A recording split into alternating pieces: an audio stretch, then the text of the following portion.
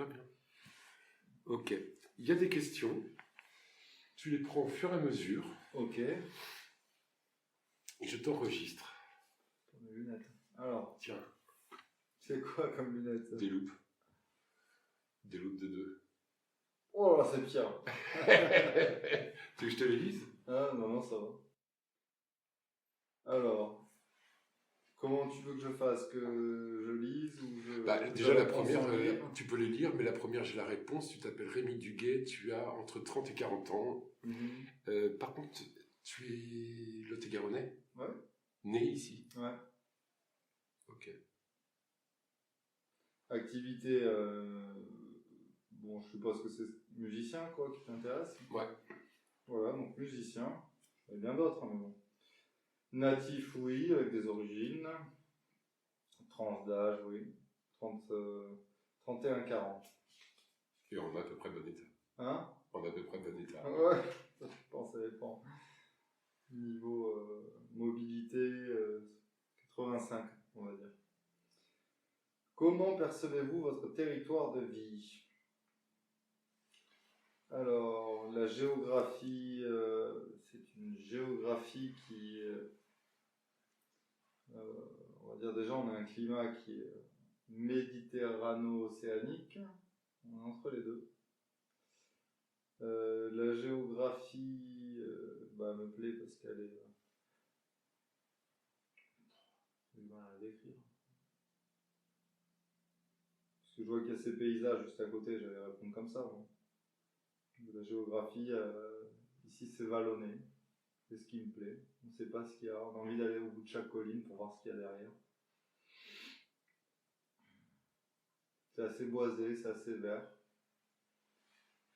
Voilà. Donc, c'est vrai que d'aspect, c'est pas très méditerranéen. Ses particularités, on est dans un milieu rural. Toute la culture agricole moderne qui va avec, ou quoi. Une particularité de notre territoire, il est assez âgé. Il y a un exode des jeunes qui est important. On a aussi, on est assez métissé parce que on a toujours fait appel à des étrangers pour travailler dans les champs notamment. Ou à l'usine de métallurgie de Fumel, donc ça a drainé beaucoup de monde de dehors, des Portugais, des Arabes, voilà. Pas mal d'Italiens, les Polonais, enfin, toutes l'immigration classique, on l'a eu ici. Les émotions et les sentiments qui vous inspirent. Moi, je suis attaché à mon territoire de par sa ruralité.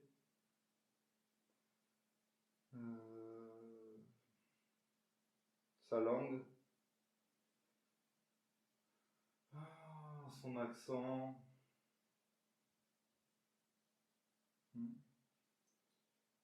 Est-ce que ça m'inspire les sentiments que ça m'inspire?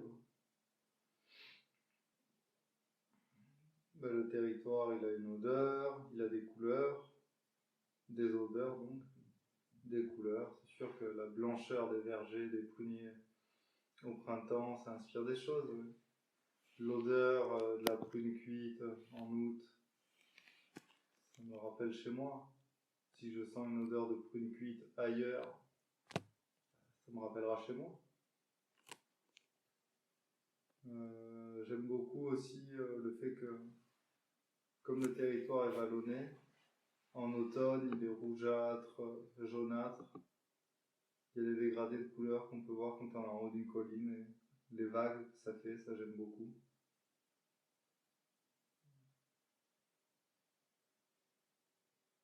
Ouais, le côté un petit peu forestier qu'on peut avoir ici. Voilà, mais bon, ça peut être aussi des sentiments négatifs. Quand je vois la surutilisation de produits phytosanitaires dans les champs, le côté irrespectueux de la nature, enfin sur la nature, et le côté prédateur qu'a l'agriculture dans notre département, parce qu'on est un département très agricole, et pas toujours dans les bons sens du terme. Mais on a aussi à Villeneuve le premier marché bio de France, quoi, qui a été le premier qui a existé. Donc tout le petit microcosme que ça a créé, des gens qui sont venus de l'extérieur des Hollandais beaucoup pour participer à tout ça, ça m'inspire des sentiments assez agréables.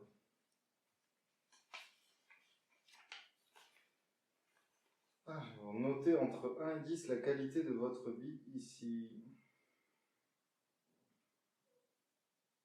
Bah, pour élever des enfants, c'est bien.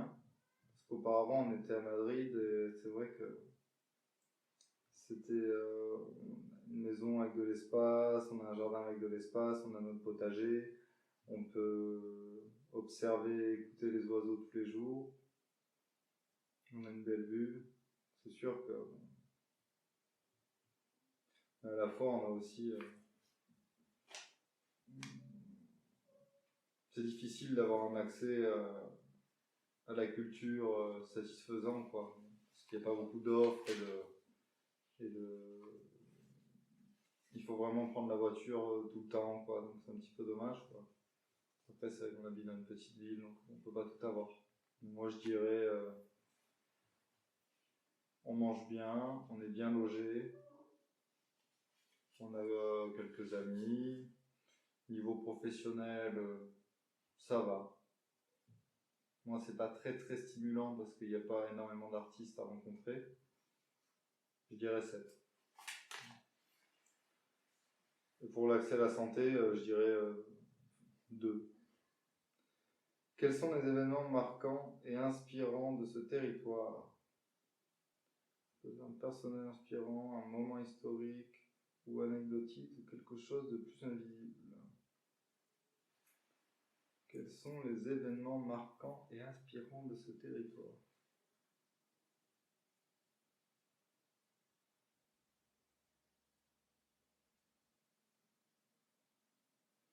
Je sais pas.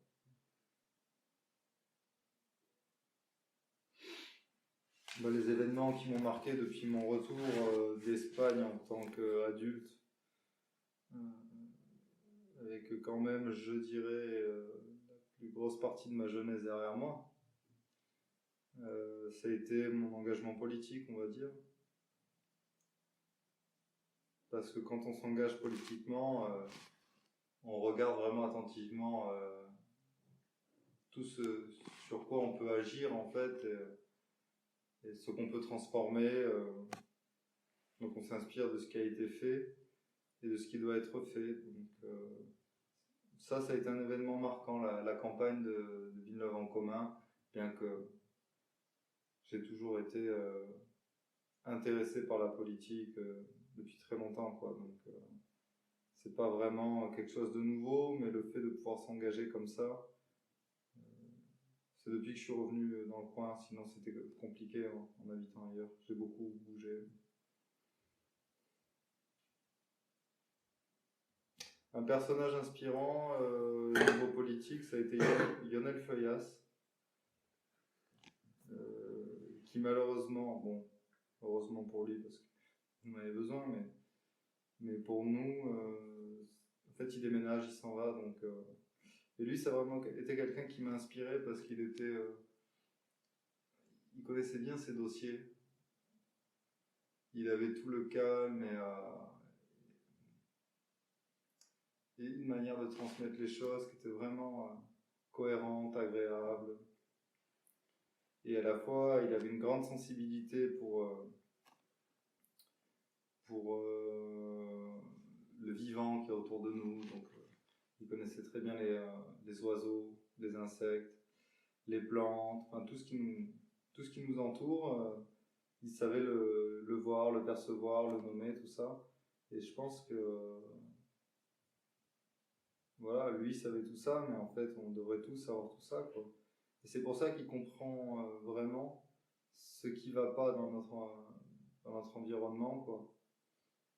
Enfin voilà, Lionel Feuillas, quoi. Un moment historique ou anecdotique. Peut-être le fait qu'il y ait eu le bar La Croche à Villeneuve quand j'étais ado m'a permis de rencontrer quelques icos dans le coin, tout ça, et de pouvoir taper le bœuf avec des icos. Ouais, ça m'a aidé, je pense. C'était bien d'avoir cet endroit. C'était un café-concert dans lequel on pouvait trouver des jeux de société, il y avait des expositions donc avec des vernissages, il y avait une bibliothèque, jeux de société, expositions, concerts, conférences. Voilà. Ce qu'on commence à retrouver avec la République à Villeneuve, mais la mairie ne les aide pas du tout, ils sont plutôt lui mettre des bâtons dans les roues.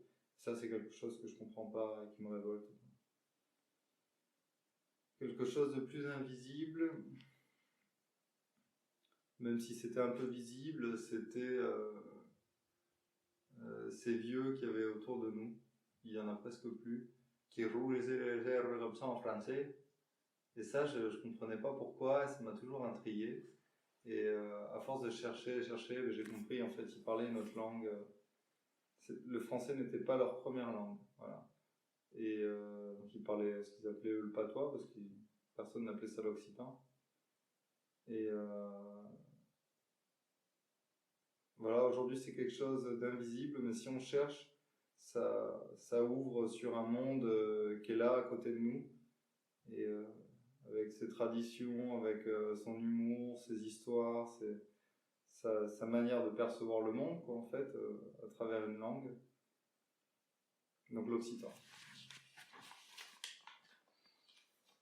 Si ce territoire était une personne, quels seraient ses traits physiques, de caractère, de personnalité et son état d'esprit? Bah alors,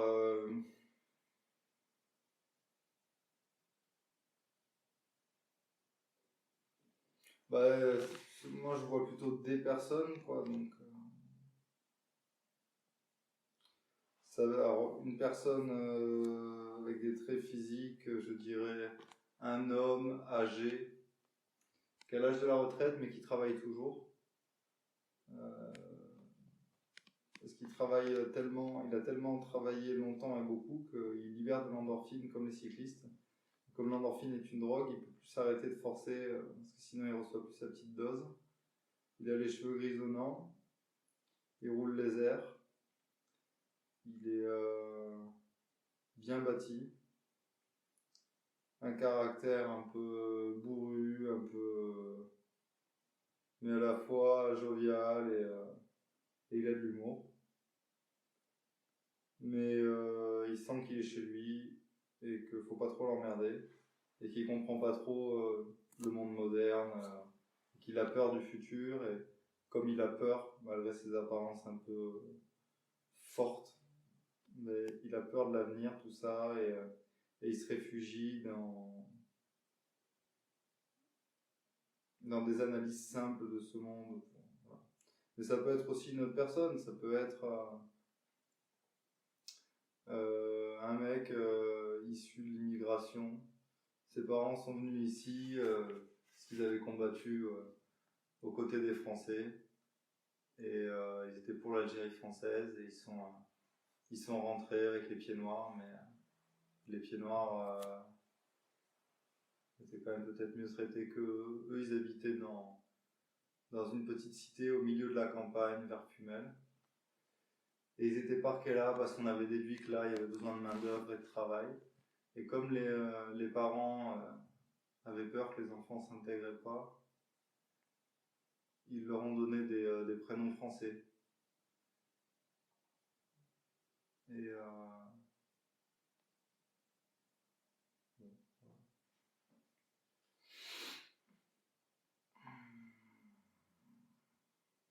et si c'était une personne, ce serait un jeune né dans les années 80, 90, qui a bouffé la surconsommation, de la télé tout le temps, qui a joué à la guerre avec ses copains, qui a passé son temps à regarder des films de cul sur internet et puis qui est parti étudier à Bordeaux, puis qui est jamais ou à Toulouse, qui est parti, puis qu'on n'a jamais revu.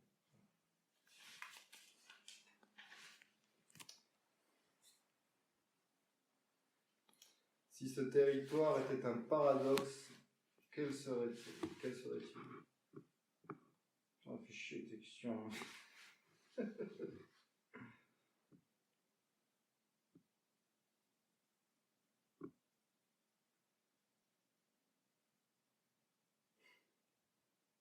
Ouais, c'est compliqué quand même.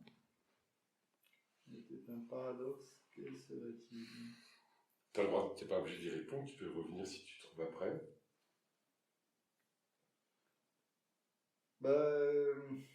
Quelque chose de paradoxal qui me vient là de suite, c'est que le département a voté extrême droite Marine Le Pen en majorité, à Pujol, à Villeneuve-sur-Lot. C'est Marine Le Pen qui arrivait en tête. Moi, je tenais les bureaux de vote et j'ai su qu'elle était en tête quand j'ai vu la plupart des gens qui venaient voter.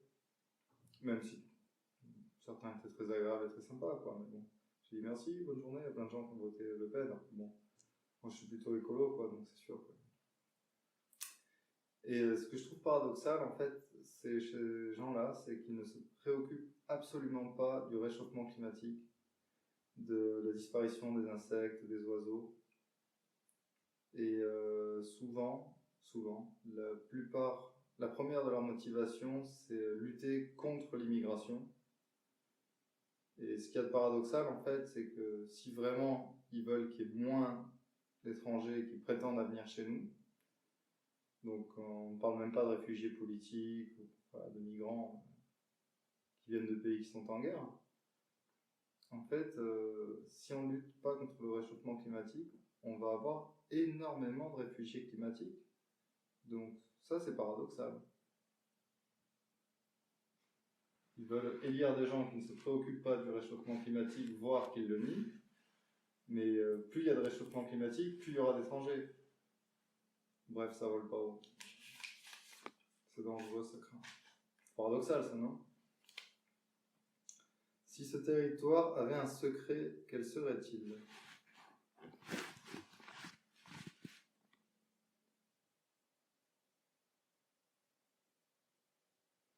Ce territoire, mais pas que celui-ci, mais bon, on pourrait parler de la Grande Vergogne. Ça, c'est la grande honte de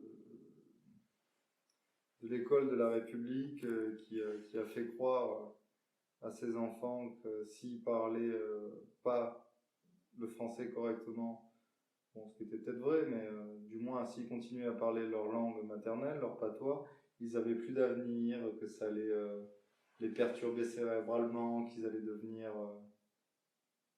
rien, qu'ils allaient rien devenir. Et ça, on n'en parle pas assez.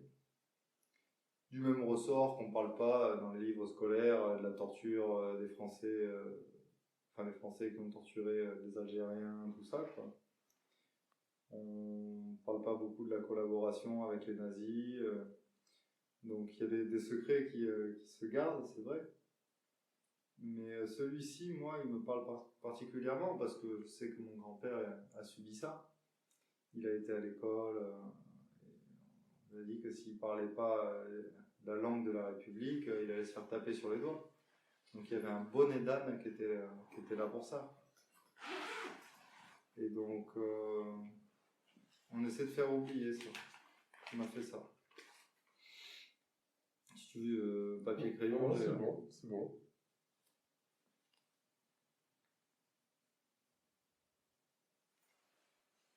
Un autre secret, mais c'est valable pour tous les territoires, c'est ce qu'il y a sous la terre et qu'on ne sait pas forcément aller chercher les vieilles traces de l'histoire.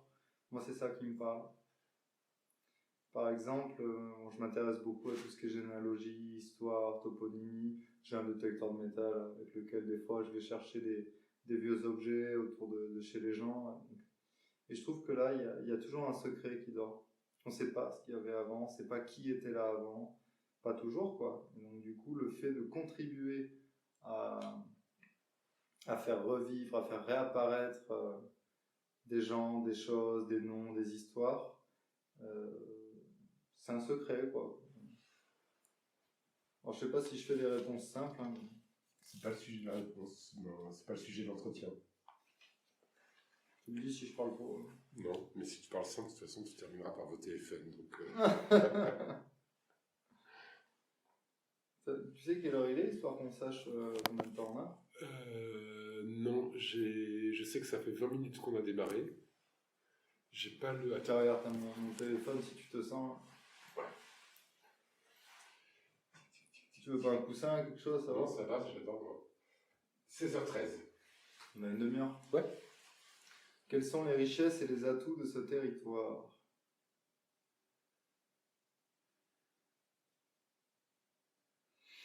Encore une fois, hein, l'histoire c'est une richesse, même bon, point de vue physique du terme, parce que la richesse, on peut la trouver au niveau de son histoire, donc l'histoire à proprement parler, la langue, la culture, parce que ça peut être attrayant touristiquement, donc c'est sûr que c'est un atout. Les atouts, c'est que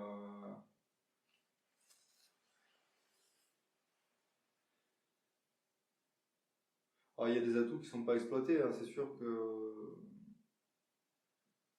le Lot est un atout. En plus, on a quand même pas mal d'écluses qui nous permettent de naviguer beaucoup. Avant, on pouvait aller jusqu'à rejoindre la Garonne carrément, hein, le canal du Midi, tout ça. Là, pour l'instant, c'est plus trop possible, mais on peut quand même pas mal voyager sur la Garonne et on s'en sert pas trop de ça. C'est dommage. On peut. Hein, on a la plus haute écluse de France ou d'Europe hein, ici, hein, quand même, à Villeneuve. Donc, il y a quand même pas mal de choses à faire à ce niveau-là. Je trouve que c'est pas assez exploité, malheureusement. Donc, la richesse, oui, la culture. Les atouts économiques, bon, on en a un petit peu à travers l'agriculture.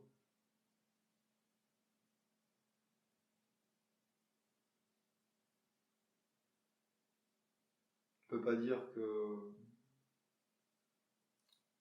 le bassin villeneuvois bon, soit vraiment privilégié par rapport à d'autres régions, quoi. Mais bon, c'est ce qu'on peut, on a Jiffy et UPSA.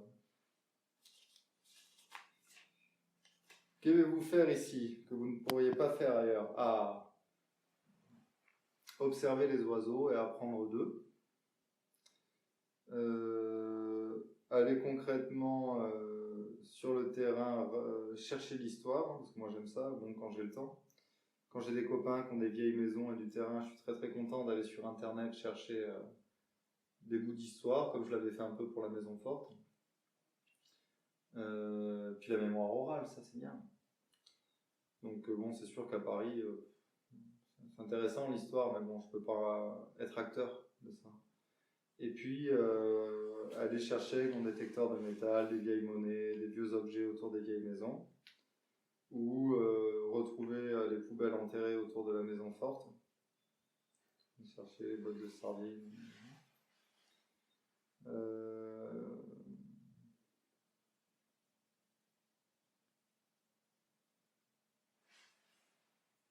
Voilà.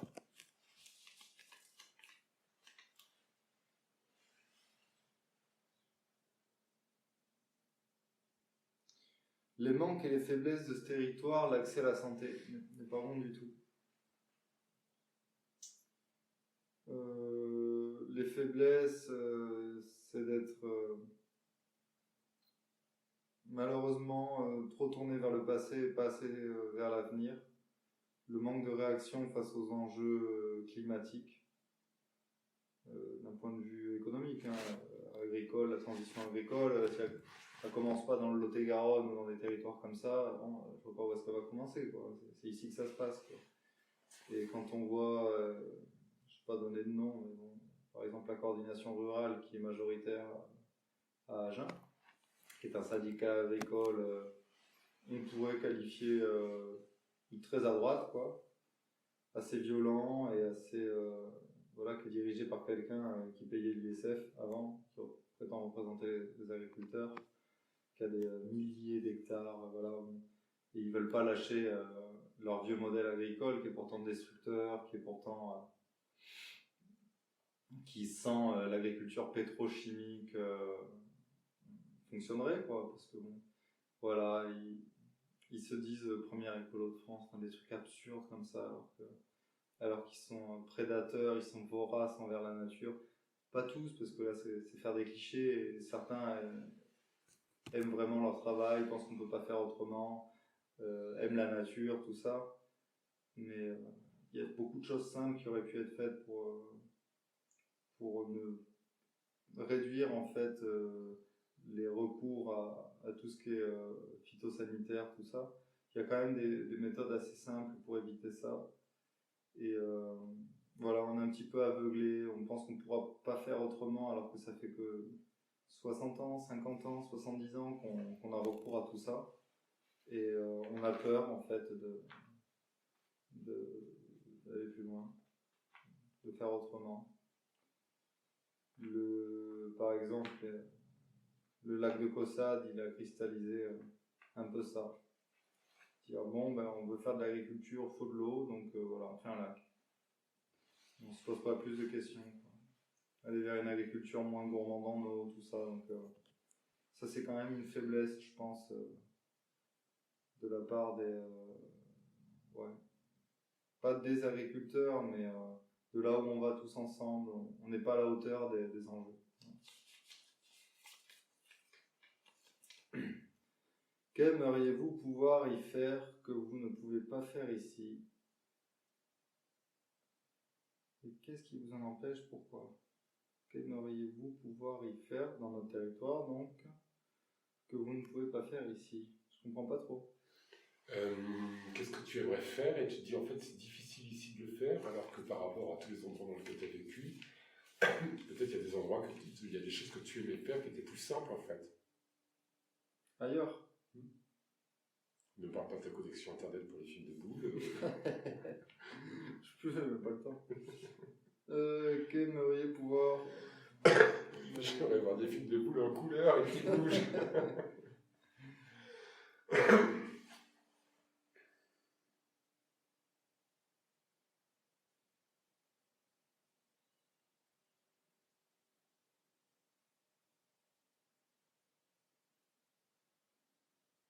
Je sais pas. Qu'est-ce qui m'empêche?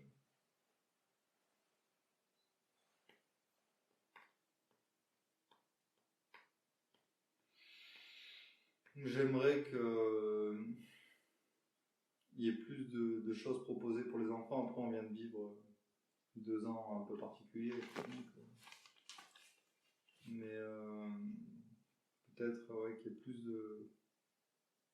plus d'animation, plus de choix, plus de propositions pour les enfants, pour les jeunes de manière générale, au niveau culturel. Et surtout que le territoire soit un peu plus attrayant pour les 20-30 ans. Voilà, pour faire en sorte qu'ils ne partent, alors qu'ils partent, oui, mais qu'ils reviennent, quoi.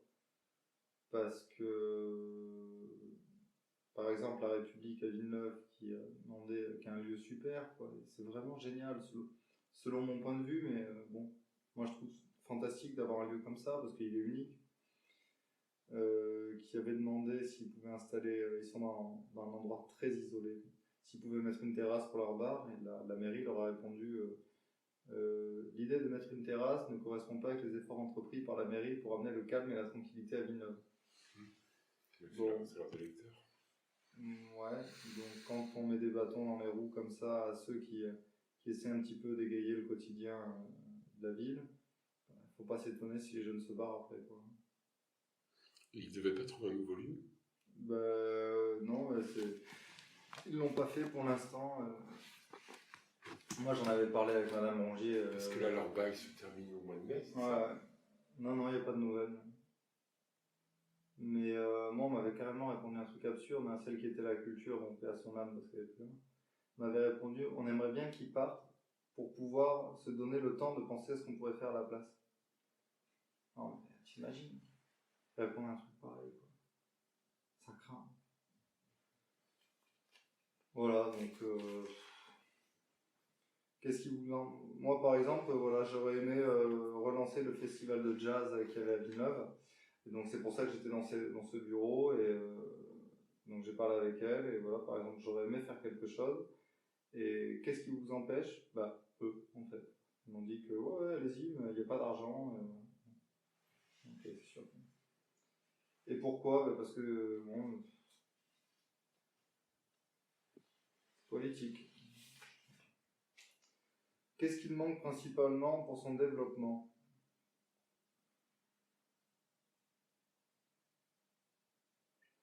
Bah, c'est sûr que s'il y avait plus d'offres de travail, le monde, ça changerait quelque chose. Hein.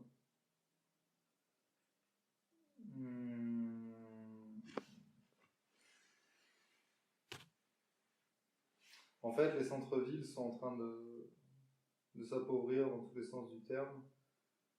Et c'est vrai que quand on a connu Villeneuve, des villes comme ça dans les années 50, 70, 80, même début 2000, et qu'on les voit maintenant, on comprend pas quoi. On se dit, mais ils sont passés où tous les gens, tous les magasins? Et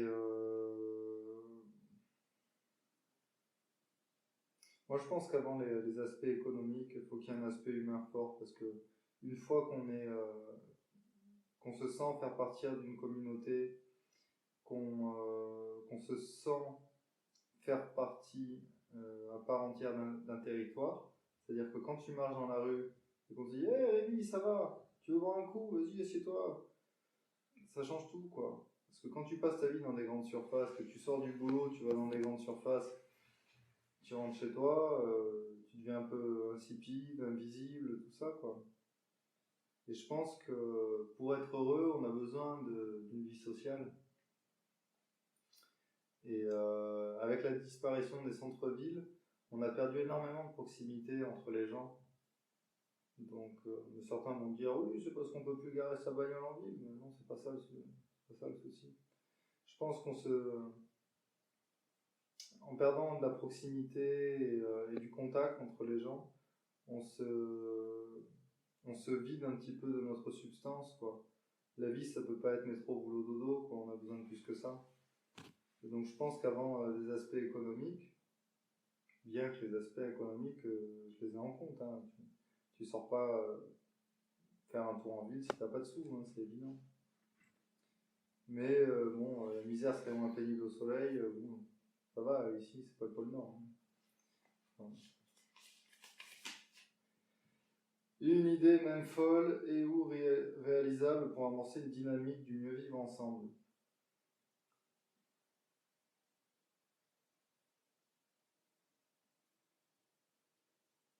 Moi, je pense qu'il faudrait transformer ces centres-villes, vraiment. Parce qu'au lieu d'essayer d'y mettre des magasins qui essaient de faire quelque chose et qui durent 6 mois et qui ferment les uns après les autres, de toute façon, la moitié du centre-ville est fermé, c'est mettre le paquet sur la culture, quoi. Vraiment, des artistes, un peu comme l'a fait la ville de Penn, quoi. Où là, vraiment, on a choisi de faire venir des artistes et des artistes, parce que qu'est-ce que tu veux faire d'autre, les gars? Donc, puis voilà, arrêter, là par exemple, Villeneuve-sur-Lot, on a encore parlé de mettre une Marie Blachère, bon c'est bon quoi, stop quoi, ce genre de choses faut arrêter quoi. Quoi? Une chaîne à la con encore. Il faut arrêter de dynamiser les centres commerciaux dans les périphéries, et essayer de faire un petit peu quelque chose pour les centres-villes. Mais je pense pas que, voilà, au lieu de mettre un McDo à l'extérieur, le mettre dans le centre, ça change grand chose quoi. Moi je dirais la culture, tout ce qui fait venir du monde. Parce que dans le fond, qu'est-ce qu'on a besoin tous? Certes, de travail, mais bon, de bien se loger, de bien manger, d'être amoureux, d'amis. Voilà, donc une fois qu'on a un petit peu tout ça, je pense que l'être humain il est assez humble, on n'aspire pas tous à avoir une Rolex à 50 ans. Enfin, voilà, on a envie de rigoler, d'avoir des amis. Et ça, en fait, je pense que voilà, il faut avoir des lieux pour pouvoir développer son amitié. Et pas forcément des endroits, ça va peut-être pas plaire, mais bon, dans les brasseries traditionnelles, dans les restos, c'est pas forcément des endroits, même s'il y en a beaucoup, avec lesquels on crée de la cohésion entre les gens. on va sortir entre 3-4 amis ou son club de je sais pas quoi, boire un coup dans un bar, tout ça. Mais le bar où tu es, ou le resto, ou le café-concert, ou café associatif, dans lequel tu es debout et tu peux parler un petit peu avec tout le monde, ben finalement, il n'y en a que très peu d'endroits comme ça. Donc, c'est ce genre d'endroit dont on a besoin, je pense, pour amorcer une dynamique du mieux vivre ensemble, je pense. Il faut se parler, il faut se regarder, il faut discuter. Et surtout sortir de l'entre-soi. Parce que souvent, dans les cafés associatifs, tout ça, tu vas souvent croiser des gens de gauche. Ou pas, hein, mais majoritairement, quoi. Donc, peut-être casser un petit peu ça pour éviter qu'il y ait trop de clivage entre les gens, quoi. Voilà. Tu ne retrouveras pas des gens à la République vraiment qui ont gravité autour de l'EPER. Ils iront pas là-bas, quoi. C'est triste, hein. Ou au café-cantine, en ville, tout ça. Et vouloir nous faire disparaître, en fait, c'est stupide, quoi. Alors faire des barres de droite, oui, mais c'est complètement con, quoi. Notez entre 1 et 10 les problèmes de ce territoire. 1 correspondant à peu de problèmes ou graves, 10 à beaucoup de problèmes. Or, moi, je serais encore à 7. Parce que niveau transition agricole, là, il faut y aller maintenant. Il faut faire quelque chose. On ne peut pas faire du maïs. Et déjà, du maïs, il faut rappeler quelque chose. Les 2/3 de l'agriculture sont destinés à nourrir le bétail. On bouffe trop de viande.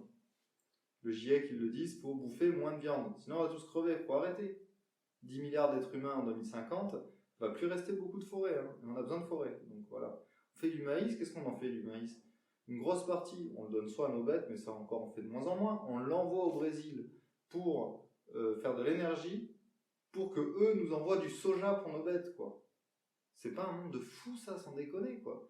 Donc il faut arrêter ça. Il faut faire de l'agriculture vivrière et arrêter de faire des lacs, des réserves d'eau pour faire du maïs, pour l'envoyer au Brésil, pour qu'on ait du soja, pour bouffer de la viande. Ça suffit. Il faut bouffer moins de viande. Il faut faire de l'agriculture vivrière.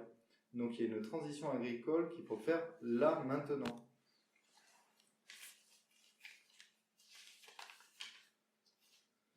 Évaluer entre 1 et 10 le niveau de développement de ces territoires d'un point de vue social, économique et culturel par rapport à d'autres territoires en France. Évaluer entre 1 et 10 le niveau de développement de ces territoires d'un point de vue social. D'un point de vue social, en fait c'est très dur de comparer un territoire rural et une ville.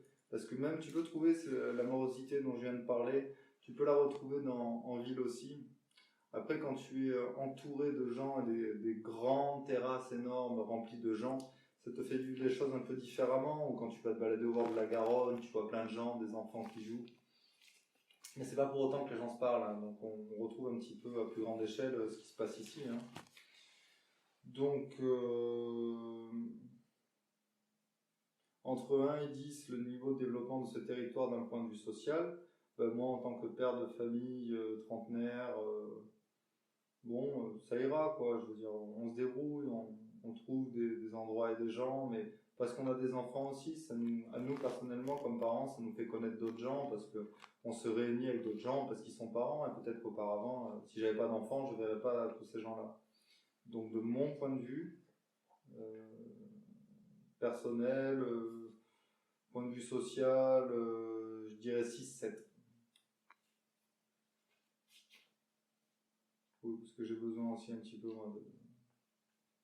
d'endroits pour moi, personnellement, et ça il en manque. C'est pour ça que la note est aussi basse. Économique, pareil, 6-7.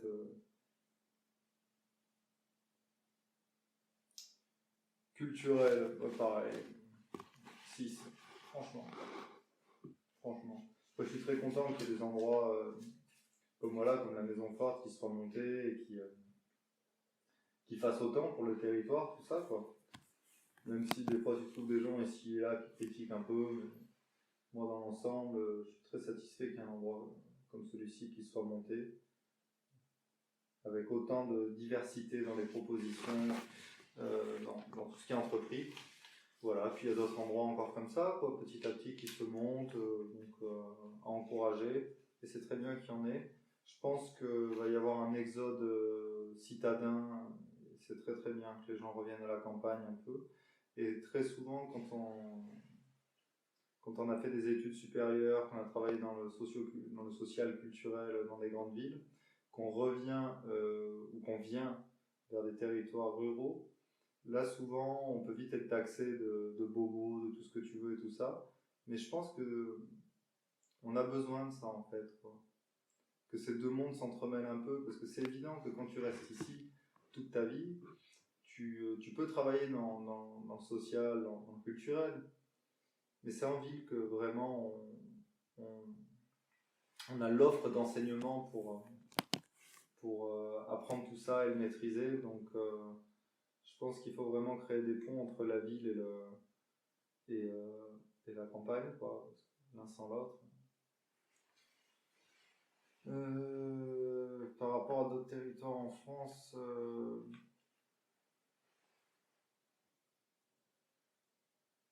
par exemple, vous avez des territoires comme Montségur en Gironde, qui, si j'étais vraiment sociologue, j'irais faire une étude là-bas.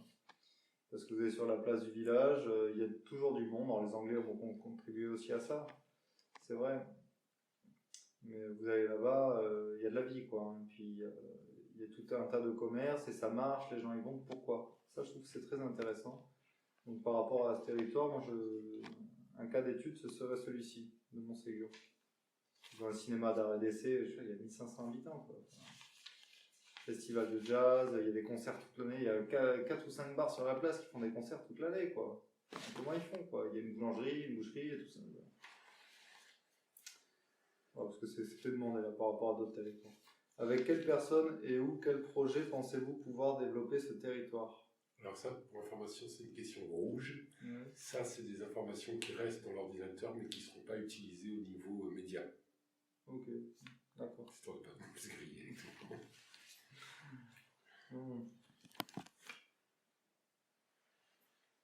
Quel projet pensez-vous pouvoir développer ce territoire?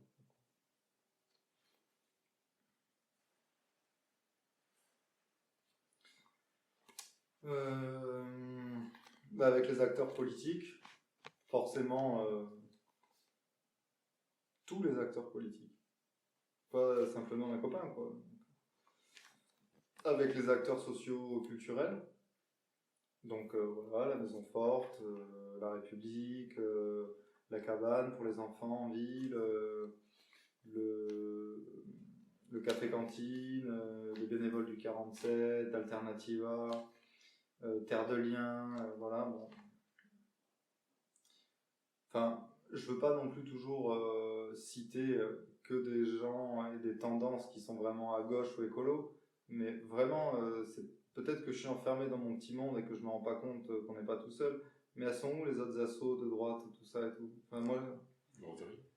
Ouais, le Rotary, non, je demande à voir, franchement, parce que soit je suis enfermé dans mon petit monde et je vois pas qu'il y a d'autres choses qui se passent, voilà, faut pas m'expliquer. Donc, en fait, tous les acteurs, quoi, tout simplement, quoi. C'est sûr que quand on dirige quand on est en poste pour orienter les budgets, c'est sûr que bon, ça favorise tel ou tel projet, telle ou telle manière de percevoir le monde, quoi. Donc, les acteurs politico-économiques, forcément, ont un peu les clés dans leurs mains, souvent.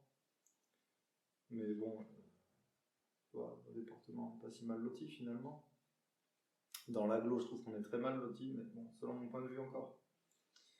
Donc, pour développer le territoire, c'est sûr que faire un territoire attrayant pour que des gens de l'extérieur viennent créer de la richesse, oui, il faut faire ça, c'est évident.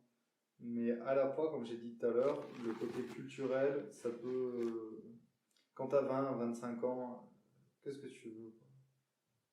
Tu étudies, ce que tu veux, c'est draguer des nanas, des mecs, Tu vois, enfin, c'est ça la vie aussi, quoi. C'est pouvoir sortir, faire des rencontres pour trouver quelqu'un avec qui passer son temps et se projeter dans le futur, quoi. Donc si les jeunes, ils n'ont pas ça ici, ils reviennent pas. Puis tu arrives dans une ville, tu vas rencontrer quelqu'un qui est aussi de l'extérieur et bon, bah, finalement, on va vivre chez toi à Villeneuve, ou on va vivre chez moi à côté de Bourges, ou on reste à Bordeaux. C'est souvent ça qui se passe. Et puis après, à la trentaine, souvent, on décide d'aller élever nos enfants dans une maison avec un jardin un peu plus cool. Et on revient. Mais c'est pas une règle, pas encore. Au contraire, avec lesquels ne pourriez-vous pas vous impliquer? Ouais, tout ce que j'ai évité de dire tout à l'heure, tu veux me le faire dire là, en fait, quoi.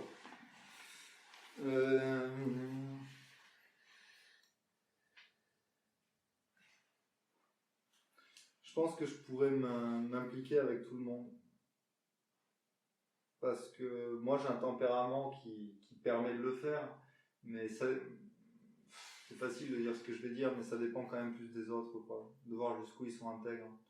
Parce que, bon, j'ai eu à côtoyer, à voir vite fait, donc, sans approfondir, des gens qui soutenaient Zemmour, ou des gens comme ça. Mais comme ils étaient polis, aimables, tout ça, je l'étais aussi. Donc, si vraiment des acteurs politiques qui étaient vraiment de ce bord-là, avec des propos des fois limite illégaux, hein. Certains propos peuvent l'être, hein. Le racisme n'est pas une opinion, c'est un délit. Donc, bon, je pense que ça dépendrait plus d'eux, parce que souvent, quand on n'est vraiment pas d'accord, le ton monte. Et je pense, quand on veut faire de la politique, il faut savoir vivre les différences.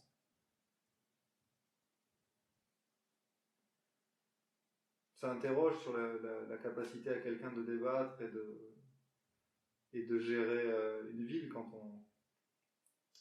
on s'énerve aussi vite, qu'on n'arrive pas à gérer les différences.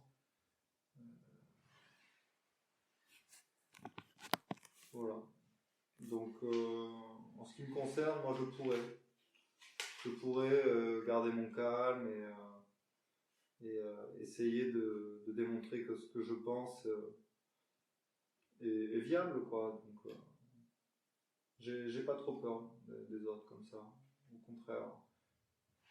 Très souvent, quand les autres s'énervent en face, ça sert ma cause, donc voilà. Quand on s'énerve, c'est jamais la faute de l'autre. Quel talent, quelle envie pourriez-vous... Faut faire gaffe à l'heure. Attends, je veux dire, non, c'est la dernière question. Mais on y arrive. Il est 11h41. Ça va, 5 minutes. Quel talent, quelles envies pourriez-vous consacrer à un projet de territoire? Mes talents artistiques. Donc, mes talents... bon. Alors, les talents, on en parle comme si c'était quelque chose d'exceptionnel. Bon, non, c'est mon travail, quoi. Donc, de par ma profession, je peux contribuer à un apport artistique. Si mon bras va mieux. Mes talents... Alors moi, talent, non. Ça me... En plus, talent, comme ça veut dire fin en occitan. Et talent. La talent. Du coup, je parlerai pas de talent, mais bon, si c'est ça ta question, je pourrais dire quelles sont mes capacités. Ce serait... Donc, bon,